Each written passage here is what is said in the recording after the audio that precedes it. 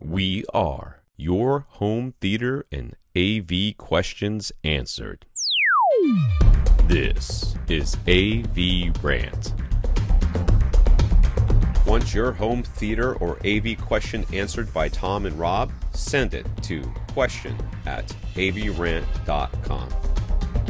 Welcome to AVRant. I'm Tom Andry, and I'm here with Rob H. Nick.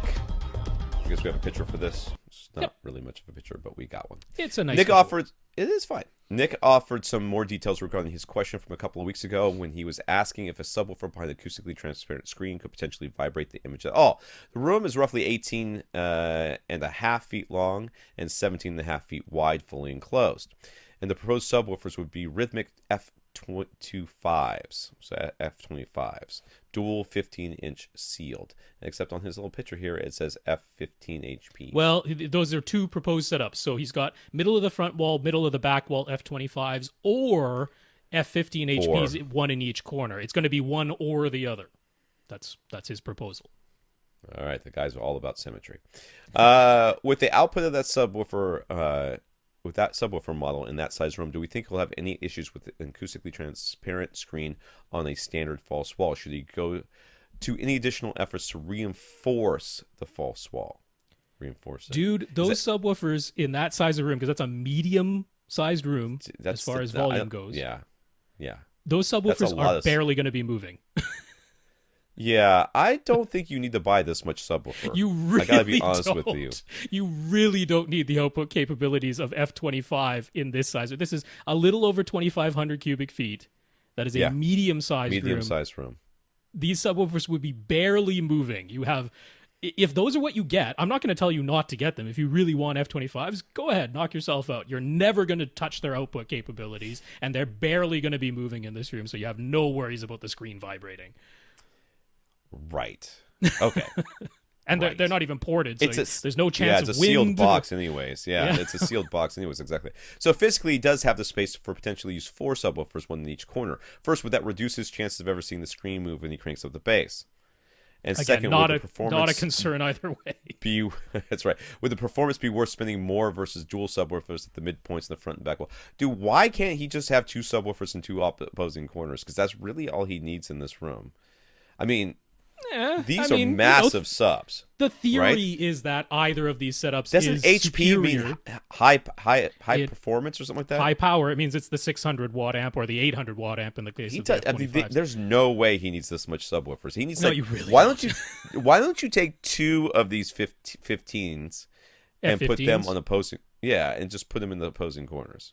Or the middle of the front wall, middle of the back. Or the middle of the front and middle of the back. Do that. Yeah. Just do 2. Two F15 HPs would be absolutely fine in this room size, more than enough.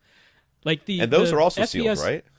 Yeah, the SVS SB2000 would be fine in this room size. Be absolutely fine. Now, he says he really wants to crank the bass. I'm like, okay, go nuts. You could either go with like a ported, like a PC 2000 would be absolutely fine if it were SVS from Rhythmic. Yeah, the F15 HP, you don't need F25s if you only got 2 of them. F15 HP, 2 of those would be absolutely fine in here. Yeah. Save some money.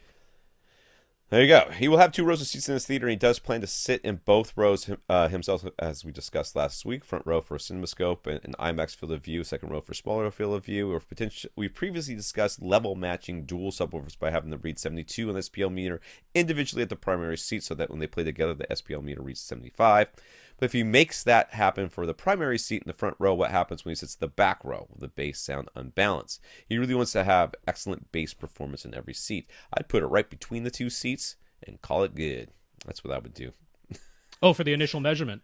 Yeah, that's what my measurement would be. We would be right behind the front seat, like right halfway between the front seat and the back seat. That's what I would do. That's not a terrible idea at all. Yeah. That's where I put my primary measurement. Now I would take a measurement for my front seat, a measurement for my back seat. Now, as far as level matching, the first that you're going to be level matching, dude, we're talking inches here, right? Yeah. Maybe 1.5 feet, 2 feet max.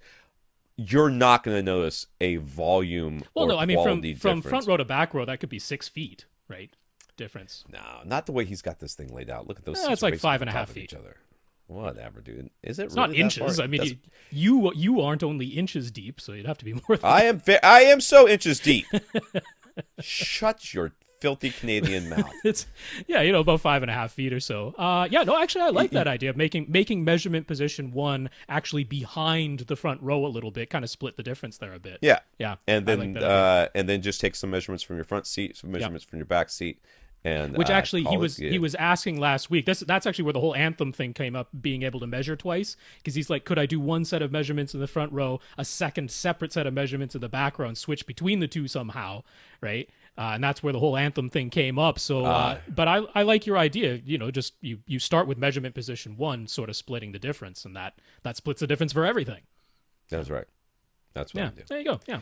Anyways, he's constructing his theater room in the corner of a finished basement. As such, two of his exterior walls, which, as far as soundproofing goes, we said are already basically decoupled from the concrete foundation that's holding the ceiling joints. He can construct the other two walls to also be decoupled, giving him a pretty decent room within the room. For the HVAC, he's looked at soundproofing company's dead vent system. He can see how that avoids tying into the existing HVAC ducting altogether by basically just shifting air between two adjacent rooms through a sort of muffler. It looks like it takes quite a bit of physical space, though. So he could just use a muffler system to attach to his existing HVAC ductwork. Is that significantly less effective when it comes to soundproofing?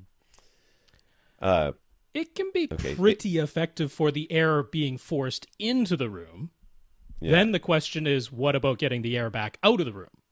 Yeah. Because you have to have some kind of air return. You can't just keep forcing air into the room.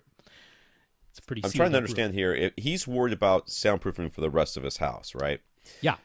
So if you decouple the subs from the floor, Mm-hmm. and you decouple the walls from the other walls, Mm-hmm. I think the HVAC is the least of your issues at this point. Well, I mean, if you used Yeah. regular hard duct that was just Well, connected to the yeah. rest of your HVAC system, that's going to be a flanking path. Yeah, I mean, if you did the typical thing of you at some point you just transition to wide flex duct. So first of all, you have the flex duct, so that's not the hard resonant duct. And then you Right. transition to a wider diameter, which slows the air velocity. So that's going to prevent noise from coming into your theater by slowing the air velocity. And then by having it be flex duct, that does act kind of like a muffler for sending the noise back into the rest of your system, like from your theater to the rest of your house. So yeah, having sort of a muffler system that is attached to your regular HVAC system to blow the air in without being a full dead vent, that's probably pretty effective. It's going to reduce a lot of noise coming into your theater. It's going to muffle the noise coming out of your theater. But like I said, the question is how do you get the air back out of your theater? What is the air return system? Because if you just have an open grate, well, the air is just going to go out of that. The sound is going to go with the air. So you need some sort of system for getting the air back out. The dead vent can be used for that as well. But So we've got in this home theater, basically it's a big square soffit thing. Mm-hmm. I don't know what's in there. I think there's the round soft tube Mm-hmm, thingy inside there. I've got two vents in here and like three vents in the room outside of here, which is basically used to be a porch. It's now connected to the kitchen and to the rest of the world. So when I am directly on the other side of this door, my air return is underneath the door. I mean, basically, like right, most right. It's just the places, gap that's what under it the is. door. Yeah. It's just the gap under the door. And I can hear what's going on here pretty well. At full reference volume, 10, 12 feet away in the middle of the kitchen, Mm-hmm. you hear an explosion when it happens in here. Sure. You don't necessarily, you can't really make out all that much of what's going on, except that when there's action, you can tell there's action, and that's about it.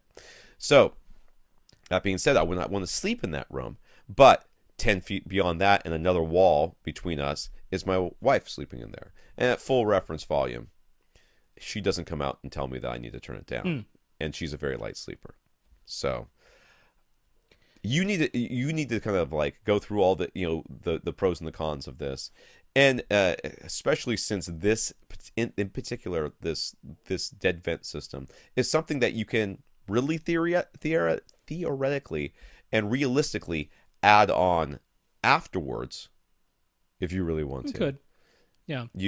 You've got sort of maybe do what you think makes sense, and tell your wife or the rest of your family, hey, this is the plan. This other thing is going to cost a lot more money and be a lot more time and take up a lot more space. I'd rather not do it that way. But if the movies are bothering you, or if the home theater is bothering you, then that's what we're going to do. Or they might just say, no, do it. Do it. And I would also say, Nick, write to soundproofingcompany.com Right. because they respond and they give free advice and they give free help. They're awesome over there. So write to them and ask some questions because they are super helpful and they know this stuff even better than we do. So, yeah, write to them.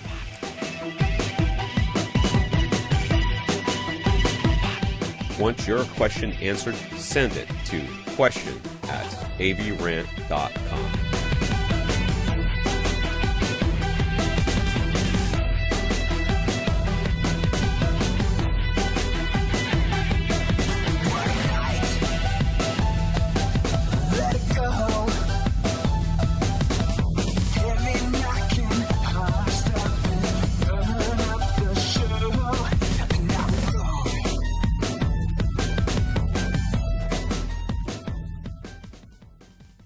This is AVRant.